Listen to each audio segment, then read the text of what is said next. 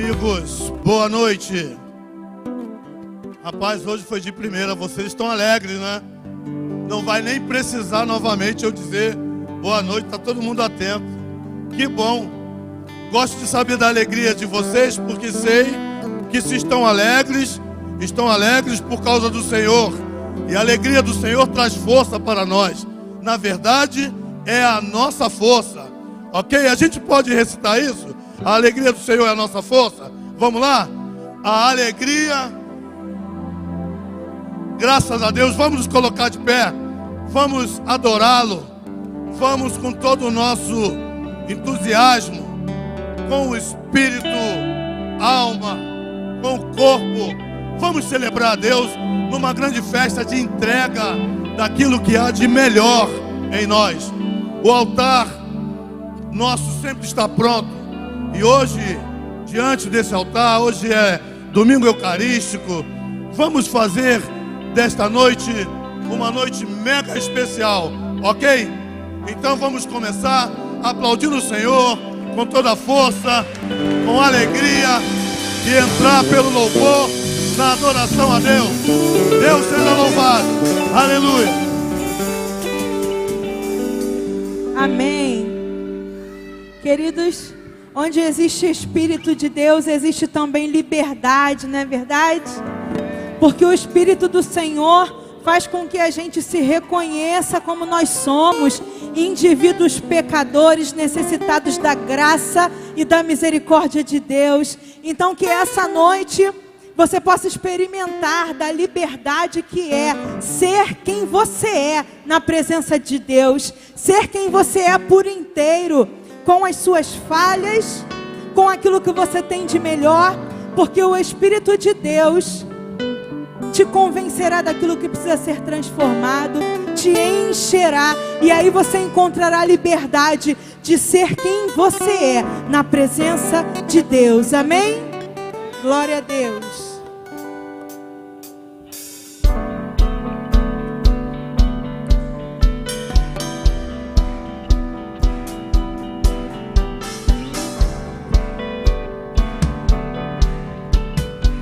Adoramos o Senhor.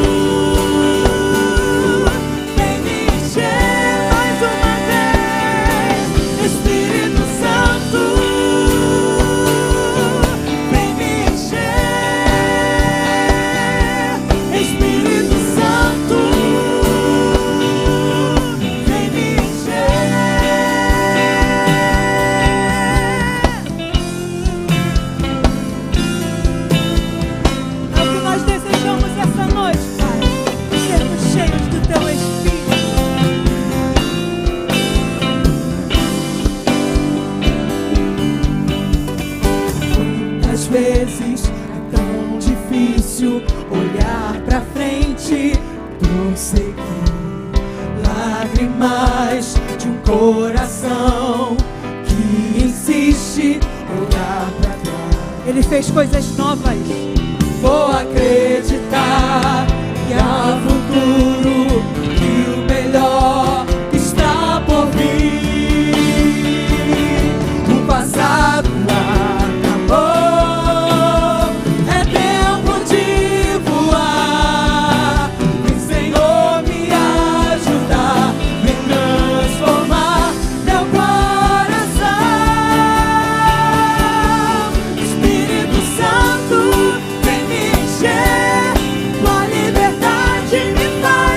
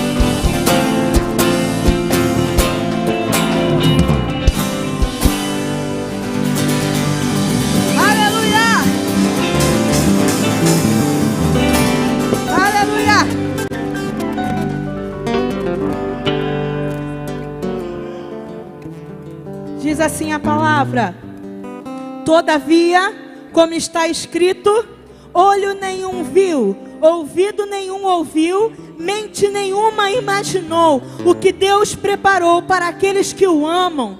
Mas Deus o revelou a nós por meio do Espírito. O Espírito sonda todas as coisas, até mesmo as coisas mais profundas de Deus. Pois quem conhece os pensamentos do homem, a não ser o Espírito do homem que nele está? Da mesma forma, ninguém conhece os pensamentos de Deus, a não ser o Espírito de Deus. Nós, porém, não recebemos o Espírito do mundo, mas o Espírito procedente de Deus, para que entendamos as coisas que Deus nos tem dado gratuitamente. Delas também falamos, não com palavras ensinadas por sabedoria humana, mas com palavras ensinadas pelo Espírito, interpretando verdades espirituais para os que são espirituais. Quem não tem o mesmo Espírito não aceita as coisas que vêm do Espírito de Deus, pois lhe parecem loucura, não são capazes de entendê-las, porque elas são discernidas espiritualmente. Mas quem é espiritual discerne todas as coisas, e ele mesmo por ninguém é discernido. Pois quem conheceu a mente do Senhor para que possa instruí-lo? Nós, porém, temos a mente de Cristo. Nós temos a mente de Cristo. Sabe o que significa isso, querido? Que nós temos uma responsabilidade: pensar como um mestre e agir como um mestre, para a vida ou para a morte. Pensar como um mestre e agir como um mestre. Que a nossa conduta seja o amor, que a nossa conduta seja o perdão, que a nossa conduta seja a tolerância, que a nossa conduta esteja fundamentada nos frutos do Espírito, porque quem tem a mente de Cristo deve agir de acordo com aqueles que foram revelados pelo Espírito. Querido, tome posse dessa palavra. Você pode ter dias melhores se você crer que Deus é o mesmo, que Ele vive, que Ele é forte, que Ele é real, que Ele é poderoso de fazer todo o mal que existe em nós ser transformado em pureza, bondade e amor. Seja o Senhor a nossa justiça e a nossa luz. Glória a Deus por isso. Amém. Amém.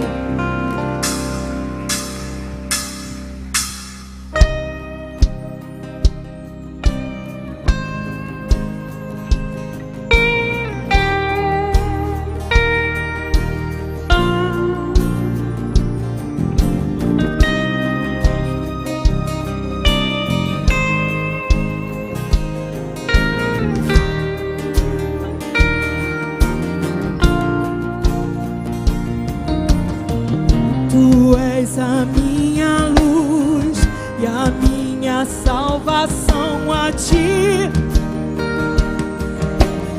Todo meu ser se rende à tua presença, Senhor.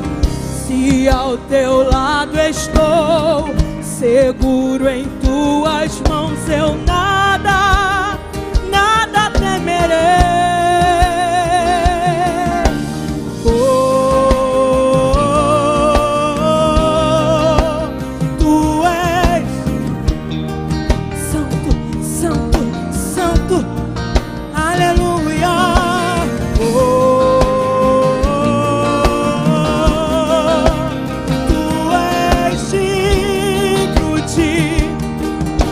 Você pode declarar: só em ti confiarei, eu nada temerei, em frente eu irei, pois eu sei que vivo estás e um dia voltarás do céu pra nos buscar, pra sempre reinarás. Aleluia.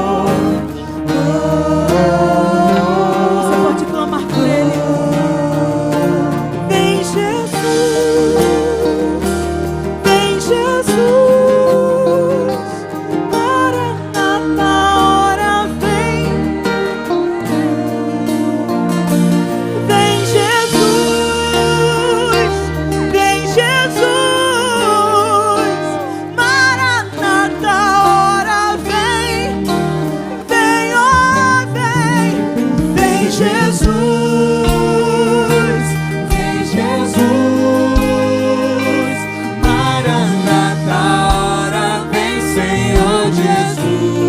Oh, vem, Jesus. Vem, Jesus. Maranata, ora vem, Senhor Jesus. Vem, Jesus. Vem, Jesus. Maranata, ora vem, Senhor Jesus. Vem, Jesus. Vem, Jesus. Maranata, ora vem, Senhor Jesus. Vem, Jesus. Vem, Jesus. Vem, Jesus. Maranata, ora vem, Senhor Jesus. Vem, Jesus. Vem, Jesus. Maranata, ora vem, Senhor Jesus.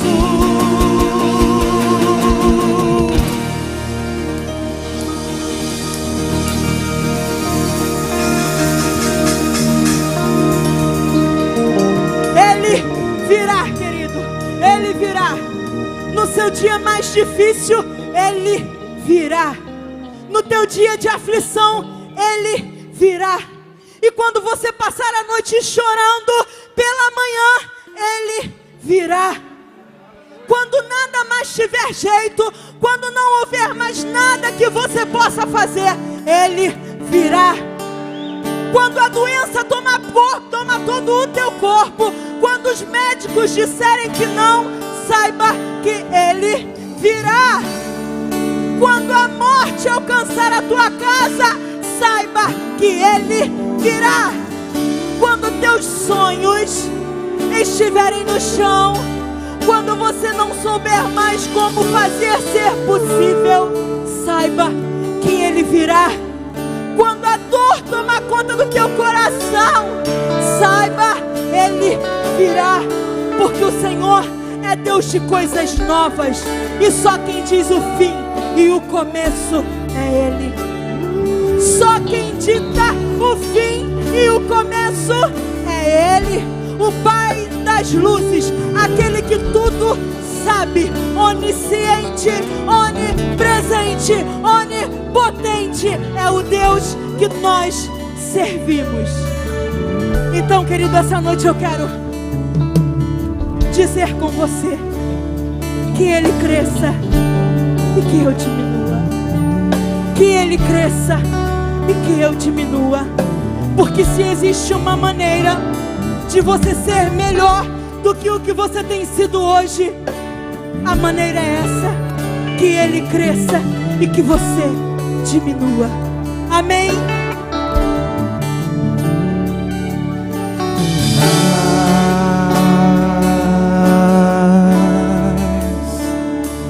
De ti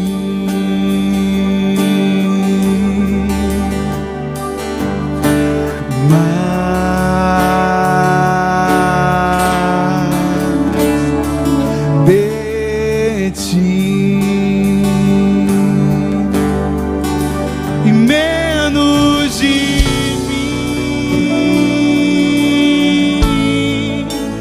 menos de mim, e menos de mim,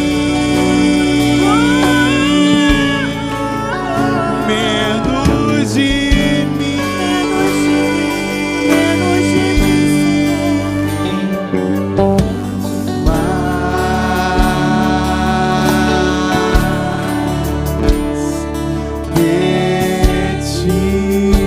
através do nosso falar, Pai, do nosso pensar, do nosso agir, nas coisas que temos sonhado, nas coisas que temos planejado.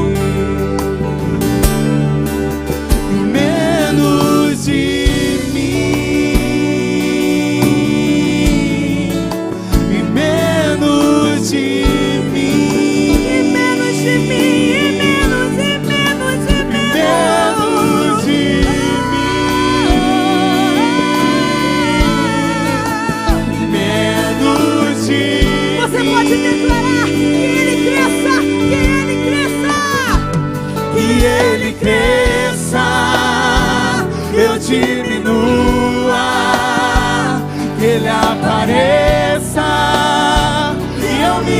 constranja com a sua glória e todo seu amor, infinita humildade, servo de todos os irmãos, que ele cresça e eu diminua, que ele apareça e eu me constranja com a sua glória e todo seu amor, infinita humildade, servo de todos os irmãos. Você pode dizer mais, mais.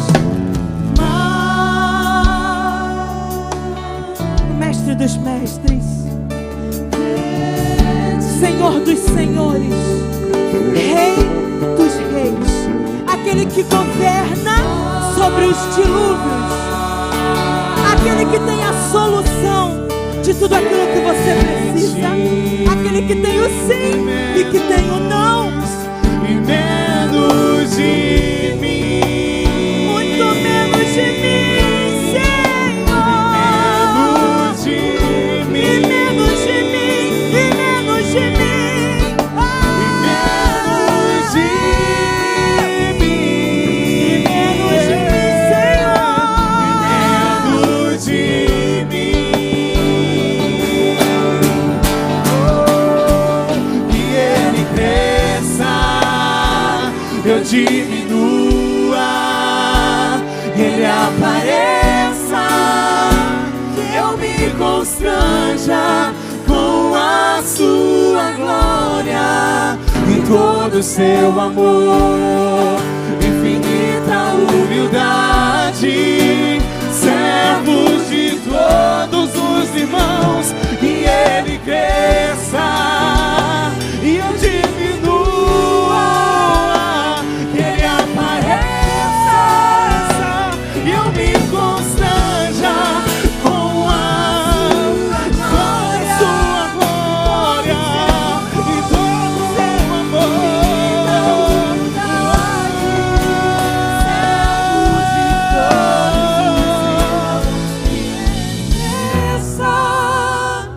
Que eu diminua.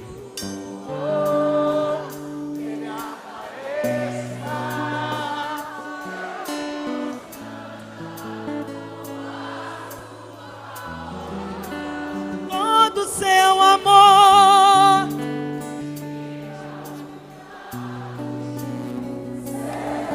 Ele, o Rei da Glória, que Ele cresça e eu diminua, Senhor, que Tu apareça.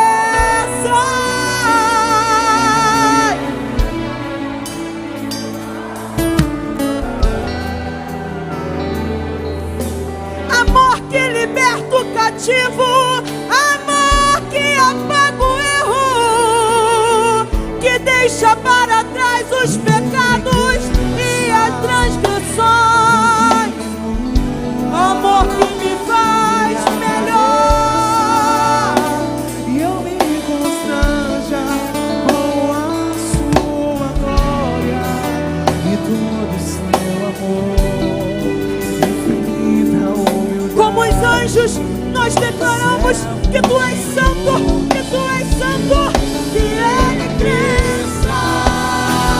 Eu diminua, ele apareça e eu me constranja com a sua glória, glória, glória, glória.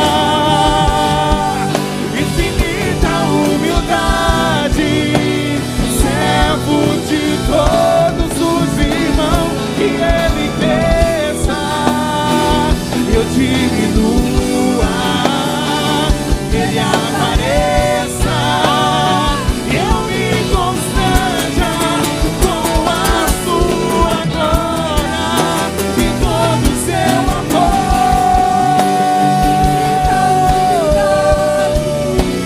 servo de todos os irmãos.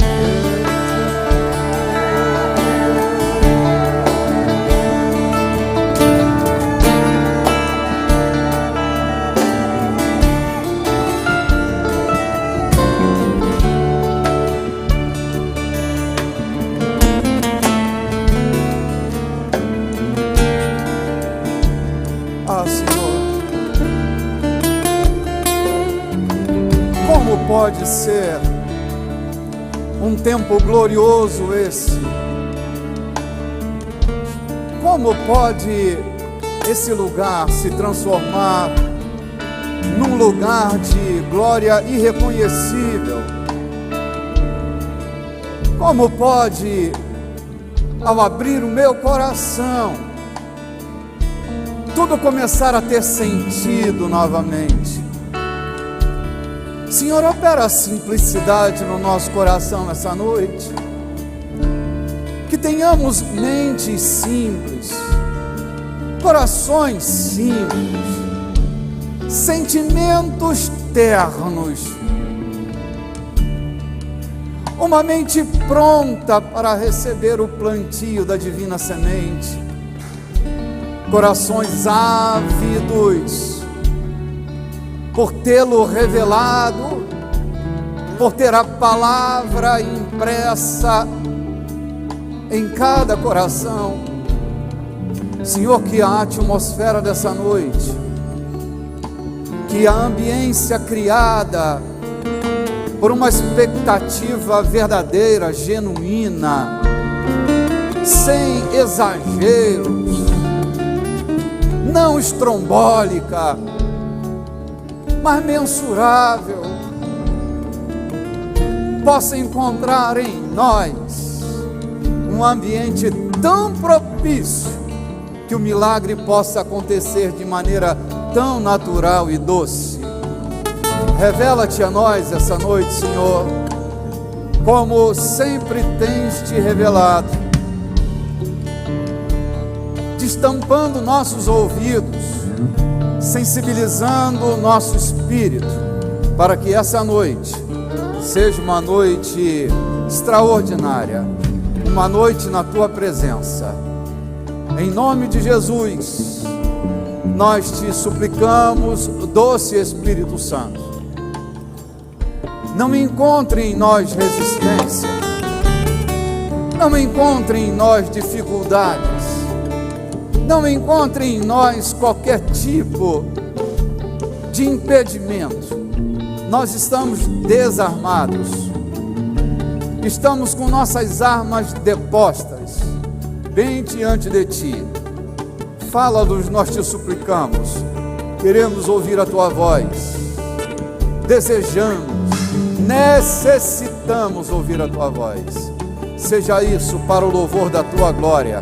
Para isso estamos aqui, para dar-te a adoração e para ouvir a tua voz. Nos reunimos para te adorar e para ouvir a tua palavra de ordem para as nossas vidas. A palavra do Rei para nós é como um decreto para a nossa semana. Então decrete, Senhor amado, e tudo o que tu tens para dizer à igreja, disse: eu quero obedecer, quero ser fiel no ouvir e no fazer. E assim, confiadamente, nós oramos por fé. E todo o povo de Deus comigo diga amém. Antes de você se sentar, dê um abraço com entranhados afetos alguém que esteja perto de você, desejando uma super noite. Sejam bem-vindos ao encontro dessa noite, gente. Que esse encontro seja o ambiente onde Deus nos surpreenda, que a sua palavra doce nos alcance. Muito bem, gente, sejam bem-vindos ao encontro dessa noite. Bom que estamos juntos mais uma vez. Essa noite eu quero me valer das últimas mensagens, pelo menos das 3 últimas, que nós usamos a metáfora da águia e do lobo, falando sobre o feitiço de Áquila. E nós paramos domingo passado, já um pouco distante da metáfora, quando nós falávamos de um encontro que transforma a vida da gente. O Evangelho tem propostas incríveis. E uma das propostas mais surpreendentes no Evangelho é que no Evangelho nós temos a proposta de nós estarmos livres de nós mesmos, de vivermos uma vida honestamente digna, uma vida para além daquilo que nós podíamos imaginar. O Evangelho nos libertará. A nossa caminhada em Cristo será tão surpreendente que não só seremos libertos dos nossos medos, seremos libertos da opressão dos fantasmas desta e doutra vida, mas também seremos libertos de nós mesmos. Eu falava sobre isso quando eu citei que havia em Israel um homem muito influente. Ele era dono de uma grande riqueza e ele estava completamente equivocado sobre si mesmo. Ele vivia sobre um forte senso de preciosismo e eu dizia que o senso de preciosismo nos cega. Às vezes nós nos achamos mais preciosos e muito mais preciosos do que de verdade nós somos. E esse senso fará com que nós nos percamos de nós mesmos. Este homem tinha esse senso de preciosismo um tanto exagerado. Quando ele se aproxima de Jesus, e ele vem na contramão da romaria, eu quero voltar, mas não quero ir tão longe para a gente ganhar um pouco mais de tempo hoje, é que esse homem, ele tem uma impressão acerca de si mesmo. A verdade sobre nós nem sempre é aquela verdade que nós queremos que os outros estejam convencidos. Nem sempre a verdade sobre nós, ela é resultado do nosso convencimento dos outros. Nós não somos aquilo que tentamos ser, nós somos o que somos. Nem sempre nós estamos sendo aquilo que nós temos uma expectativa do que é bom, do que é correto, do que é justo, do que é honesto. Às vezes vivemos na contramão dessa expectativa. Esse rapaz, sendo dono de uma grande fortuna e guiado por esse senso de preciosismo exagerado, ele se aproxima de Jesus, se lança aos pés de Jesus e diz: bom mestre, o que é que eu faço para herdar a vida eterna? Se isso acontece nos dias de hoje, pode ser que nas nossas lentes encontrássemos nesse rapaz um forte candidato ao diaconato da igreja, um obreiro da igreja. Mas Jesus, que não se impressiona pelas ceninhas que nós fazemos, Jesus não se impressiona nem com nossas lágrimas, nem com o nosso fazer. Jesus flagra essa questão e diz o texto de Marcos capítulo 10, que Jesus vai amá-lo. E ao amar aquele rapaz, Jesus vai libertá-lo de uma falsa ideia que ele tem de si mesmo. Porque no argumento de Jesus pergunta a ele: você guarda os mandamentos? Ele diz: todos eles. Você honra teu pai e tua mãe? Desde criança. E ele se percebe um impecável, um inerrante.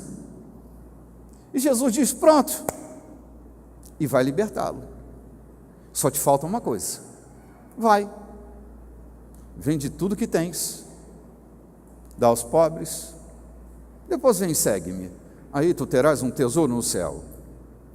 E o texto diz que o rapaz fica indignado, porque Jesus vai ao cerne. O problema de Jesus não está no dinheiro, está na relação quase que orgásmica que esse rapaz tem com o dinheiro. Ele tem verdadeira paixão pelo dinheiro. O dinheiro comanda suas emoções, o dinheiro comanda seu humor e suas relações. Jesus, flagrando esse episódio no coração desse rapaz, vai libertá-lo, vai soltar das amarras do engano, vai iluminar os seus olhos para que ele se conheça. E eu dizia, nesse meu retrospecto, que 2 encontros nós precisamos ter na nossa vida que se tornam libertadores. Primeiro, é o encontro que nós precisamos ter com Deus, esse encontro honesto, não religioso, esse encontro visceral da nossa alma, da nossa existência, um mergulho, um batismo da nossa existência na vida. Esse encontro ele é transformador. Mas pode ser que esse encontro me transforme num bom religioso. Então, um outro encontro é necessário para que eu me livre de mim mesmo. É o encontro que eu preciso ter comigo mesmo. Se eu não tiver um encontro muito verdadeiro comigo mesmo, pode ser que eu viva a ilusão que a vida religiosa pode produzir, né?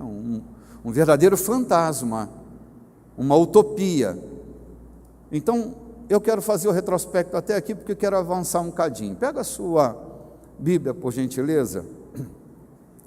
Porque é num contexto como esse que Jesus flagra também 2 homens, um fariseu religioso e um publicano traidor, lembram? Boa noite, vocês estão aí? Ao flagrar Jesus, aquele publicano, traidor da pátria, no meio de uma adoração, disse Jesus que ele não tinha coragem de levantar a cabeça, mas ele batia no seu peito e declarava em voz ainda baixinha: Senhor, tenha misericórdia de mim, eu não sou digno. E lá do outro lado, um fariseu que via aquela cena diz: Senhor, eu não sou como aquele publicano traidor, eu sou o samba, eu sou o cara, esse cara sou eu, era ele. Eu não sou como elezinho lá, que é um publicano, está esmurrando o peito, dizendo que não é digno. Eu sou digno, eu sou o cara. E Jesus congela essa imagem da sua narrativa e pergunta aos seus amigos: qual desses será aprovado por Deus? O escriba fariseu ou publicano que não tem nem coragem de levantar a cabeça, porque se sente tão esmagado pela realidade trágica da sua existência, que não tem coragem de levantar a cabeça? E aí ele diz: aquele que se auto-justifica, porque a oração do escriba, se você se lembra, o escriba orava de si para si, ou seja, ele estava fazendo uma apologia de si mesmo, ele estava se autodefendendo, estava declarando publicamente, dando publicidade à sua defesa. Na verdade, era uma cortina de fumaça para esconder toda a maldade farisaica que habitava no coração dele, né? É nesse contexto que Jesus vai desvendar esses mistérios, nos mostrando quem é quem e o que é o que.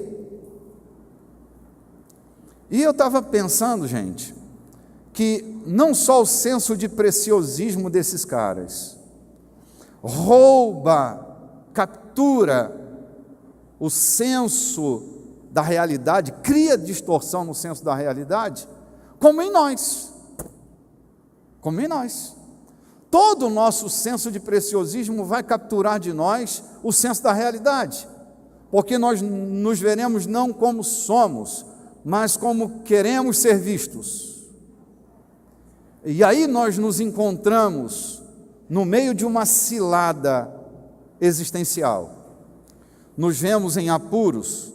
Quero pedir que você abra o primeiro texto da nossa reflexão dessa noite, que está em Lucas capítulo 11.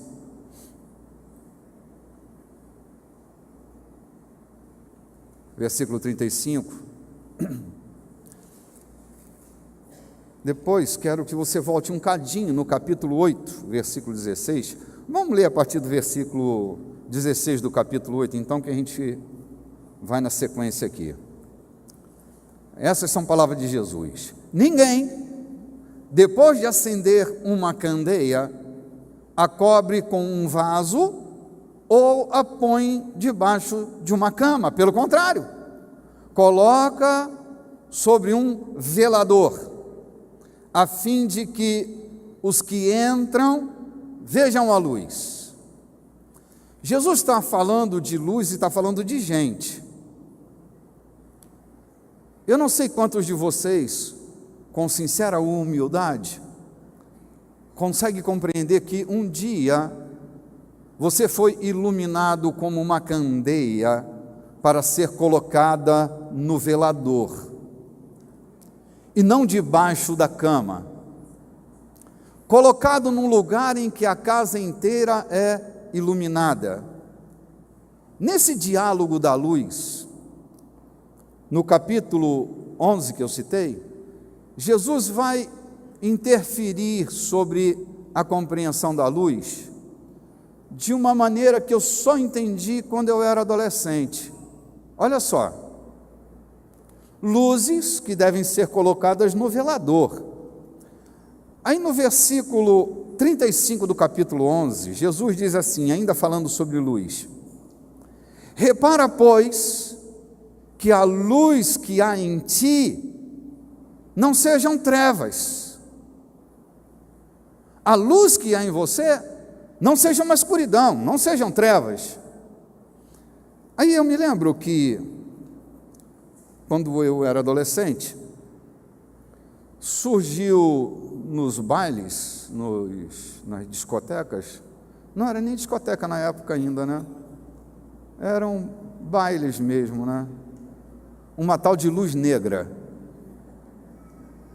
Não sabe do que eu estou falando.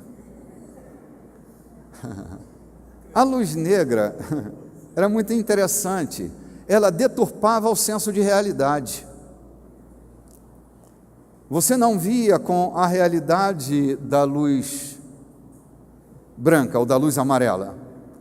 A luz negra, ela operava com um certo entorpecimento da realidade. Aquilo que estava à volta não era exatamente o que se via. Havia um plano de realidade por trás daquilo que você via. Era possível que você olhasse para alguém e visse um encantamento que, sem a luz negra, você estaria diante de um dragão.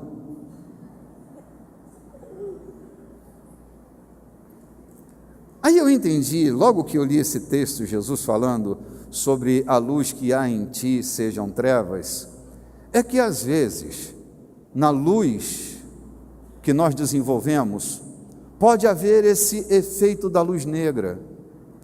A gente pode olhar com uma certa deturpação do senso da realidade. Pastor Alfredo dançou muito, não é? Ele era um exímio dançarino e dançava lá no Rio Negro. Achavam que ele dançava mais do que ele de verdade dançava, porque você lança o braço para lá e parece que ele está em 1000 direções, né? É estranho.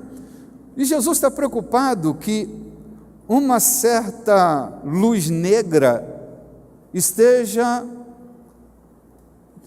dentro de nós, ofuscando os sensos de realidade. E eu me preocupei, porque pode ser, gente, que em algum momento nós estejamos vivendo uma vida com muitos equívocos, como equivocados estavam a maioria dos fariseus. Eu não digo que não havia uma minoria consciente, mas a maioria deles era uma maioria confusa. que perdeu o senso da realidade. Eu me lembro de Mateus capítulo 21, versículo 31, por exemplo, e versículo 32, que Jesus pergunta assim: qual dos dois fez a vontade do Pai? Disseram, o segundo. E declarou-lhe Jesus, em verdade eu vos digo, que publicanos e meretrizes vos precedem no reino de Deus. Porque João veio a vós, no caminho da justiça, e não acreditaste nele, ao passo que publicanos e meretrizes creram. Vós, porém, mesmo vendo isto, não vos arrependestes, afinal, para acreditar nele. O que Jesus está flagrando? Mais um episódio entre os religiosos e a marginal Tietê. Jesus olha para aquele grupo de religiosos e diz: vão preceder, vão chegar na frente de vocês, eles estarão bem na frente de vocês, antecederão vocês no reino, as meretrizes e os publicanos. Isso deve ter sido de uma agressividade monstruosa na cabeça daqueles religiosos, fariseus, saduceus, né, que estavam ali ouvindo. Eles não entenderam nada, porque eles estavam convencidos de que eram alguma coisa. Jesus está dizendo: vocês não são quem vocês pensam que são, vocês não são a imagem que vocês estão vendendo para os outros, vocês estão apresentando alguém que não é verdade na realidade. Acho que todos vocês tiveram uma avó. Eu tive uma avó, e minha avó muito carinhosamente me dizia assim: quem não te conhece que te compre, meu filho. Ou seja, eu conheço você, não vou te comprar. Minha avó dizia isso a partir de uma imagem distorcida da reputação pública da minha própria imagem. Ela disse: eu conheço você, Renato, você é um moleque, eu sei quem você é, quem não te conhece que te compre. Então minha avó tinha razão, porque às vezes nós estamos vendendo uma imagem que não é real. Mas essa mensagem não tem qualquer desejo de ser agressiva, arrogante ou presunçosa. Pelo contrário. O meu desejo honesto essa noite, bem verdadeiro, é que ao nós nos encontrarmos com nós mesmos, tenhamos uma chance. Eu dizia outro dia que ninguém muda aquilo que justifica em si. Você nunca vai mudar coisas na sua vida que você anda justificando. Sabe? Os fariseus não mudavam nada daquilo que eles justificavam, porque eles se sentiam os perfeitos, os incorrigíveis, os caras que não tinha quem pudesse encontrar erro neles. Era assim que eles se percebiam, acima da lei, acima de qualquer suspeita, acima de qualquer investigação. Foram privilegiados ao extremo, impedidos pelas regras de serem investigados, porque eram fariseus, eram os senhores da lei, eram os manipuladores das regras e das normas, eram os caras do Supremo, os intocáveis. E Jesus está dizendo que não, que eles estão com a concepção errada de si mesmos, que eles precisam abrir os seus olhos, porque tem uma classe que parece que não é, mas é de verdade. Porque quando ouvem a voz do rei, não se comportam como pagãos, eles se rendem à voz do Todo-Poderoso e buscam arrependimento e mudança na sua essência. Não é um problema ser mal, o problema é continuar nessa maldade sem fim, nesse ciclo interminável. Eu quero ler um dos textos mais severos para mim do Novo Testamento, que é um flagrante sobre um dos homens mais importantes da antiga aliança. Você se lembra quando Jesus está lá no Monte da Transfiguração, que aparecem dois personagens, um que representa a lei e outro que representa os profetas? Você sabe que na antiga aliança só existiam dois blocos, a lei e os profetas. Tudo estava resumido à lei e os profetas. Vocês se lembram qual era o representante dos profetas? Elias. E lembram qual era o representante da lei? Moisés. Moisés é o cara. Moisés é aquele que a sarça que ardia falou com ele. E aquele que o eu sou falou em voz audível. E Moisés foi com esse argumento para Faraó. Moisésão, o que subiu na montanha, no meio de raios fumegantes, a montanha incandescida, no meio da tempestade, e todos acharam, Moisés morreu. Lá desce Moisés com 2 tábuas de pedra, seu rosto brilhava. A gente olha para Moisés e reputação ilibada, homem sem defeito, homem escolhido por Deus para ser o grande protagonista da antiga aliança, o homem que traz a lei, o homem que recebe o decálogo, o homem que organiza os 613 preceitos do povo judeu.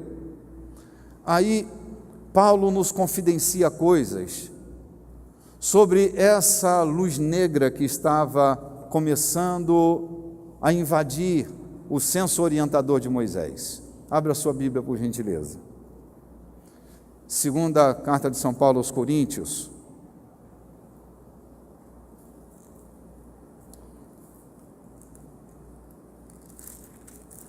capítulo 3. Eu estou tocando em gente tão importante, e estou te dizendo que mesmo essa gente sendo tão importante, em algum momento pode estar equivocada sobre si mesmo. Se eles estavam, eu não posso achar que um dia eu não esteja equivocado sobre mim, pensando sobre mim o que não convém, pensando sobre mim coisas além. E olha, eu vou contar meus pecados antes de ler esse texto. Querem ouvir meus pecados? Mas não vão divulgar. Um dia eu me senti melhor do que os meus amigos, mais importante que eles, me percebi mais esperto do que eles,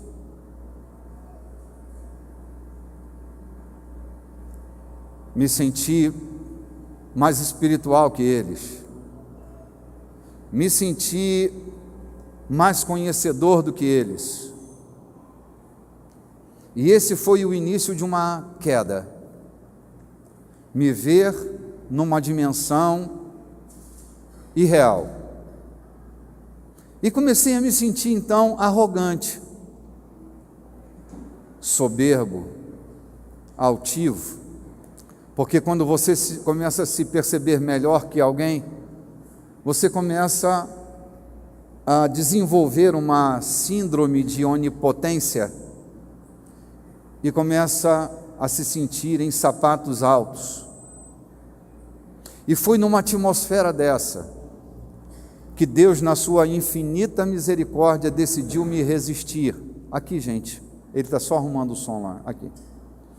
Deus decidiu, por sua misericórdia, me resistir, me parar, me paralisar. Foi aí que eu descobri que o machado é emprestado, que a única coisa que eu sou é um pedaço de pau, que sem o machado, estou usando a metáfora do profeta e o machado que caiu no lago. Ah, meu Senhor, e agora? O machado era emprestado.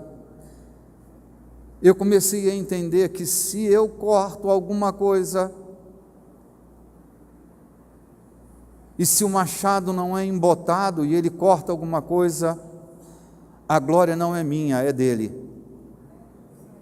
Porque se me deixar sem o machado, eu só sou um pedaço de pau dando paulada para todo lado. Eu perco a sensibilidade da humanidade, da compreensão, da tolerância. E é aqui que eu estava me sentindo completamente intolerante. Então, o que eu vou falar de Moisés, não falo do resultado de uma pesquisa acadêmica, mas falo como resultado de um mergulho na tragédia existencial, que para mim chama-se arrogância, presunção. Esse é o início da queda de todo ser humano, vaidade. A vaidade de não errar, a vaidade de ser mais espiritual, a vaidade de ser certinho, a vaidade de ser um inerrante, a vaidade de ser irrepreensível, a vaidade de ser honesto, é tão má, tão detestável quanto qualquer outro estímulo de vaidade que o ser humano pode ter, porque tudo é vaidade. É aqui que a gente começa a cair. Não é quando a gente está no chão, a queda não começa quando a gente está no chão. A queda está quando a gente pensa que está de pé. Diz São Paulo, o apóstolo, diz: quem pensa que está de pé, cuide para que não caia, porque às vezes a gente está pensando que está de pé e já está caído há muito tempo. Sabe, a queda tem seu efeito primeiro, você ainda de pé. Quando você está no chão é notório, mas às vezes ninguém vê que a gente já está caindo. Boa noite, gente. Às vezes as pessoas não têm noção de que a gente já está num processo de queda, porque a gente produz uma imagem agradável e olham para nós com uma expectativa tão boa, entende? Moisés, esse cara, abra sua Bíblia agora aí, se já não abriu, por gentileza, é claro, na segunda carta de São Paulo aos Coríntios, capítulo 3, quero ler a partir do versículo 4. É uma leitura relativamente longa. Queria que você não se distraísse, porque cada fala de Paulo, eu podia tentar falar sobre isso, mas cada fala dele tem coisa tão importante que eu prefiro ler. E é por intermédio de Cristo que temos tal confiança em Deus. Não que por nós mesmos sejamos capazes de pensar alguma coisa, como se partisse de nós. Pelo contrário, a nossa suficiência vem de Deus. Posso ouvir um glória a Deus aí? Lembre-se sempre disso. A nossa suficiência vem de Deus, vírgula, o qual nos habilitou para sermos ministros de uma nova aliança, não da letra, mas do Espírito, porque a letra mata, mas o Espírito vivifica. E se o ministério da morte, gravado com letras em pedra, se revestiu de glória, a ponto de os filhos de Israel não poderem fitar na face de Moisés, por causa da glória do seu rosto, ainda que desvanecente. Como não será de maior glória o ministério do Espírito? Porque se o ministério da condenação foi glória, em muito maior proporção será glorioso o ministério da justiça. Porquanto, na verdade, o que outrora foi glorificado nesse respeito, já não resplandece diante da atual sobreexcelente glória. Porque se o que se desvanecia teve a sua glória, muito mais glória tem o que é permanente. Tendo, pois, tal esperança, servimo-nos de muita ousadia no falar. Agora presta atenção na leitura desse texto, ou a partir daqui. E não somos como Moisés, que punha o véu sobre a face, para que os filhos de Israel não atentassem na terminação do que se desvanecia, mas os sentidos deles se embotaram. Pois até o dia de hoje, quando fazem a leitura da antiga aliança, o mesmo véu permanece, não lhes sendo revelado que em Cristo é removido. Mas até hoje, quando é lido Moisés, o véu está posto sobre o coração deles. Quando, porém, algum deles se converte ao Senhor, o véu lhe é retirado. Ora, o Senhor é o Espírito, e onde está o Espírito do Senhor, aí há liberdade. Todos nós, com o rosto descoberto, desvendado, contemplando como por espelho a glória do Senhor, somos transformados de glória em glória na sua própria imagem, como pelo Senhor o Espírito. Ponto. Eu vou ler mais 2 versículos.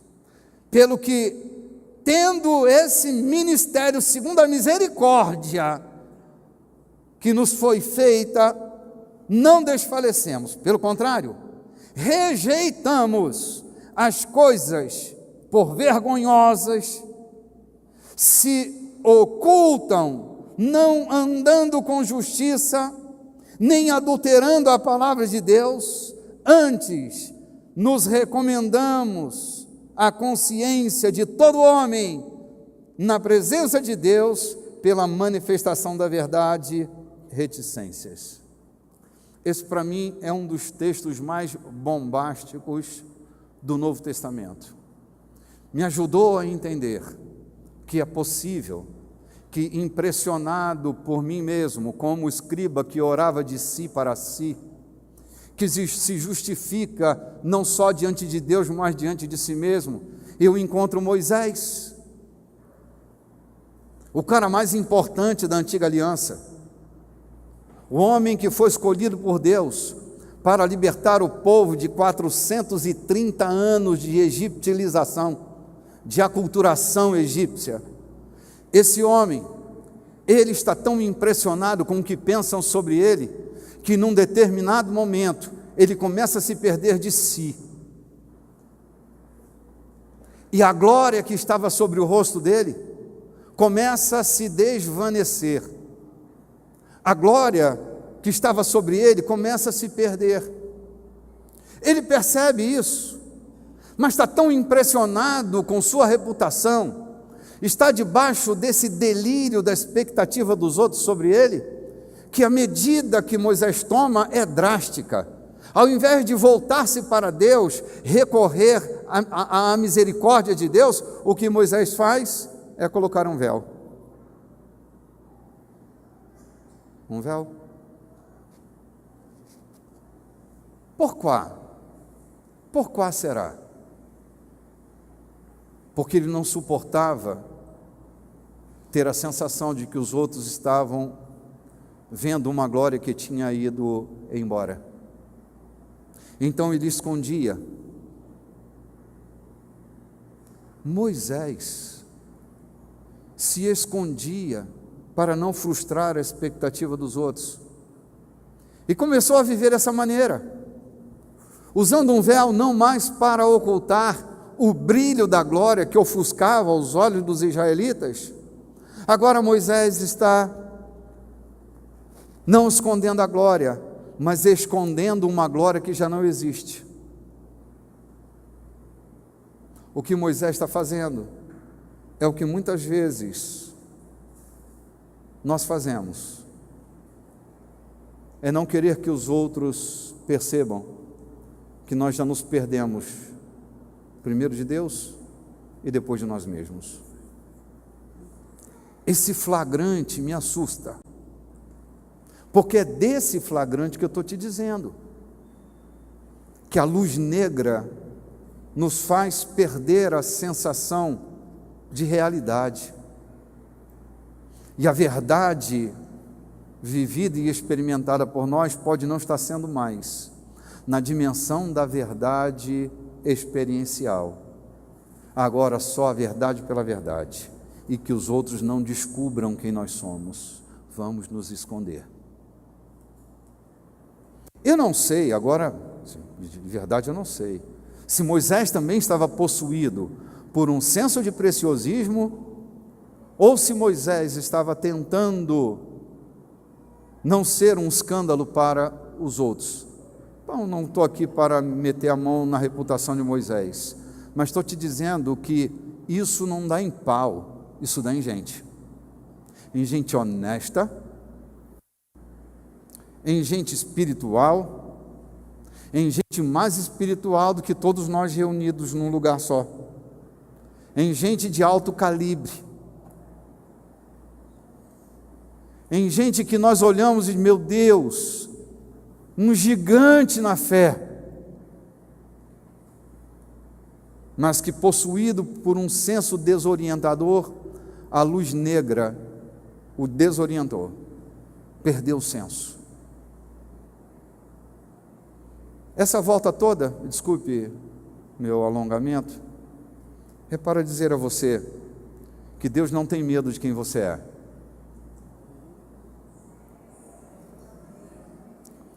O texto que nós lemos diz que quando Moisés se voltou para o Senhor o libertou dessa imagem fabricada, fake news, produzida pelo grande estadista. Diz que Deus o amou e transformou a vida de Moisés. E o texto que durante anos na nossa vida nós lemos como o texto em enredo para dar sentido a reuniões anárquicas e sem ordem. Onde está o Espírito do Senhor, aí há liberdade. O apóstolo não está falando de cultos anárquicos, ele está falando que é no espelho da palavra, é na dimensão desse espelho, é que nós somos transformados de glória em glória, porque onde está o Espírito do Senhor, aí há liberdade. Onde está o Espírito do Senhor, a quebra dessa imagem falsificada pelos outros ou por nós mesmos não precisa mais existir, porque à medida que você se aproxima de Deus, o Espírito de Deus vai libertando você na própria imagem desse espelho que é o Espírito. O próprio Espírito é a palavra, e nós somos transformados de glória em glória na imagem do Espírito. Mas se eu me escondo, se eu me oculto, eu sou como um fariseu, que oro de mim para mim mesmo. E como é abominável diante de Deus, um homem que ora de si para si, que faz apologia de si mesmo, que se defende diante do apelo da publicidade. Irmãos, Deus nos quer mais pessoas reais do que nós imaginamos. Deus nos quer mais humanos do que nós imaginamos. O que Deus quer é que nós nos pareçamos com Ele. Esse é um conceito que você já sabe de cor. Deus fez um homem à sua imagem e semelhança.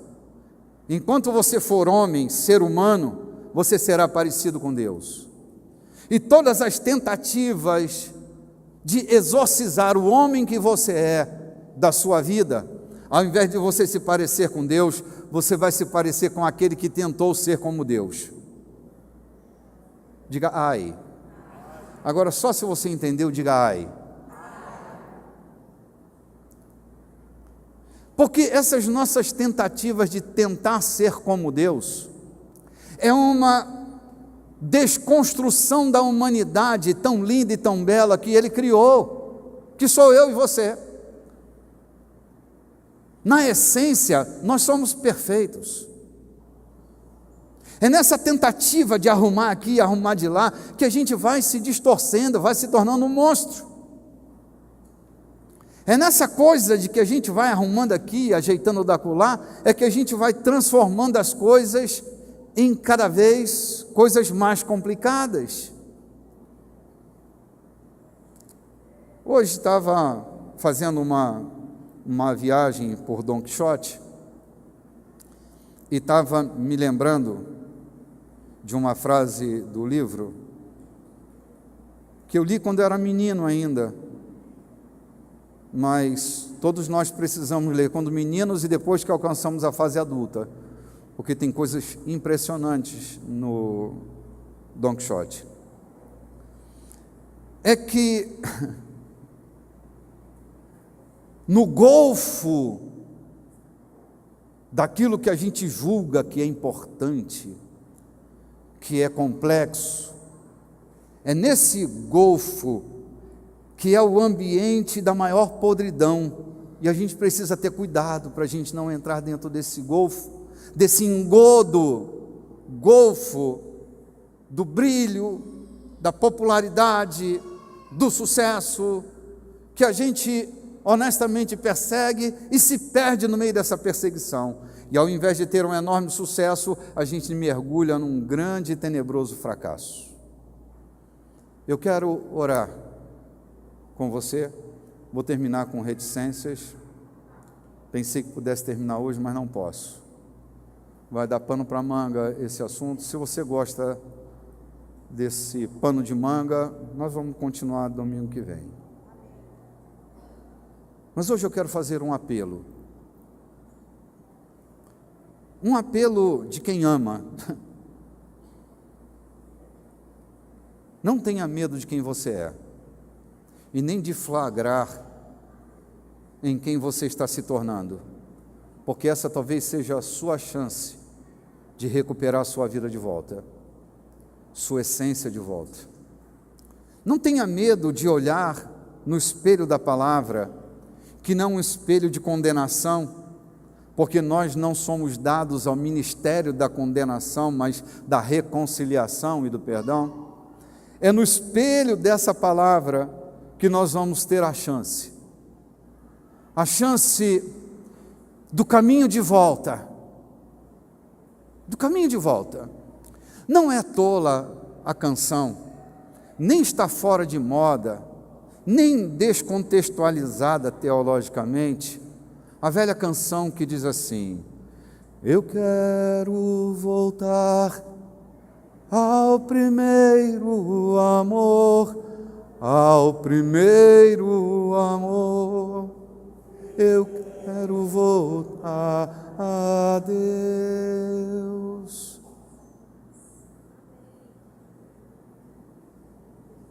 Voltar ao princípio de tudo talvez seja a nossa chance.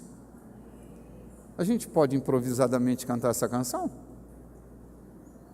Ei, desculpe aí, viu? Não estava no script. Mas essa canção me remete a uma reflexão séria. Eu quero voltar ao primeiro amor. Voltar ao primeiro amor não é voltar a uma geografia. Voltar ao primeiro amor é um regresso que a minha alma precisa fazer de tempo em tempo, porque eu posso estar tão distante do lugar onde eu deveria estar. Entende? Hoje de manhã eu dizia: meu Deus, Deus não quer que eu me torne um garoto propaganda do Evangelho. Ser um evangelista não é ser um menino propaganda. E nisso eu vou me distorcendo, me tornando altivo na compreensão teológica e me distanciando da verdade que Deus deseja para a minha vida. Eu quero dar uma oportunidade de você tomar uma decisão nessa noite. A decisão de não dar publicidade para os homens, mas dar publicidade para você mesmo e para os anjos que aqui estão essa noite, de que há um caminho de volta que você deseja percorrer. Vamos cantar essa canção? Vamos lá. Estamos ensaiando? Quero voltar ao princípio de tudo, rever as primeiras obras, Senhor. Se nesse momento que nós estivermos cantando, você sentir a necessidade de tomar essa decisão, não pública pelo público. Eu sempre digo, cara, ficar de pé, vir à frente, só tem sentido se o meu corpo está levando minha alma para algum lugar. Mas se eu estou no automático ligado, não tem sentido nenhum. Se você quer trazer a sua alma para um novo ambiente, se você quer relacionar a sua alma com o altar, quero desafiar você a caminhar para o caminho de volta. Traga teu corpo e tua alma para o lugar onde o teu espírito está. Nós vamos cantar. E aí eu desafio você a tomar uma decisão nessa noite. Eu quero voltar ao primeiro amor.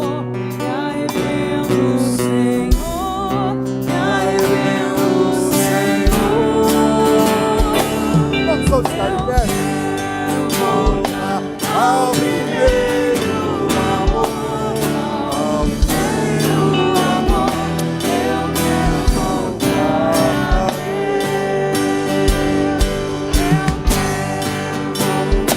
Ao primeiro amor, ao primeiro amor, eu quero voltar.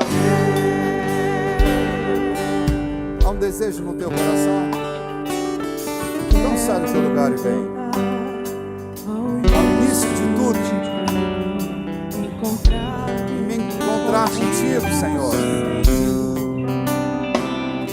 Eu quero reconstruir, rever meus conceitos, valores. Vou regressar ao caminho, rever as primeiras obras, Senhor. Eu me arrependo, Senhor. Eu me arrependo, Senhor. Me arrependo, Senhor. Me arrependo, Senhor. Eu quero voltar ao primeiro amor, ao primeiro amor. Eu quero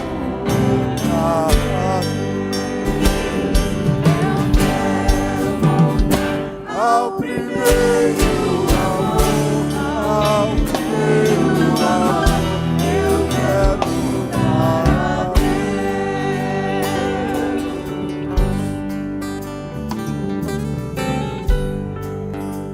Eu sei que todo mundo ouviu, todo mundo se percebeu, mas se ninguém tivesse se visto, se ninguém tivesse se percebido, se só vocês que estão aqui na frente tenham tido essa experiência e decidido dar publicidade para os anjos que aqui estão, se decidiram transbordar a decisão do coração para a atitude tomada, se trouxeram sua alma para o ambiente do seu espírito, se seu corpo obedeceu à decisão da sua alma e você chegou até aqui, essa palavra é sua. Essa palavra vai redirecionar a tua trajetória.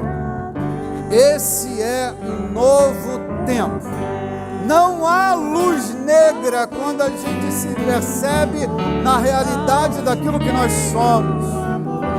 Não somos velas colocadas debaixo da cama. Somos luzes colocadas sobre o alqueire, acima dele, para iluminar toda a casa. Você tem a luz que ilumina toda a casa. Receba esta noite, bem no fundo do seu coração, bem na nas entranhas da sua mente, bem dentro do seu interior, uma graça, um sentimento, um poder, uma força, uma capacidade, uma suficiência que vem de Deus, que vem do Altíssimo, que passa por dentro de você, que torna você uma criatura que brilha, uma estrela que brilha no meio da escuridão. Receba esta noite a força para brilhar.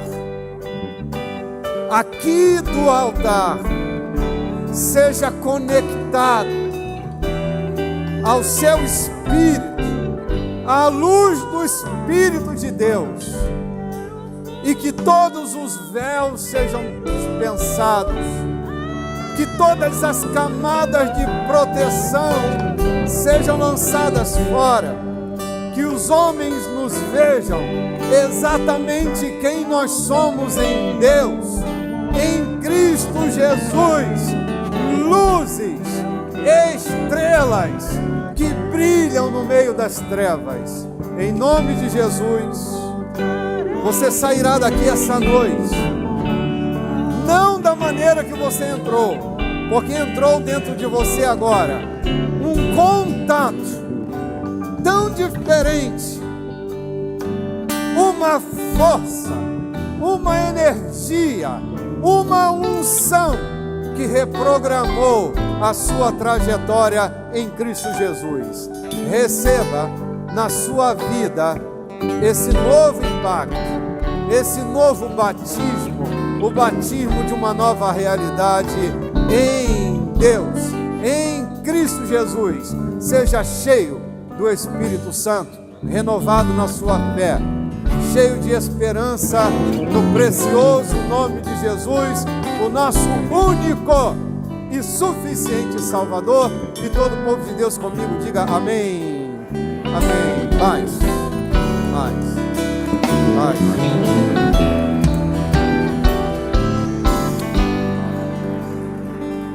Por favor, pode se sentar um instante. Nós chegamos ao fim da nossa reflexão de hoje, ou chegamos às reticências, né? Eu espero que você carregue para a sua semana aquilo que Deus tem falado com você essa noite.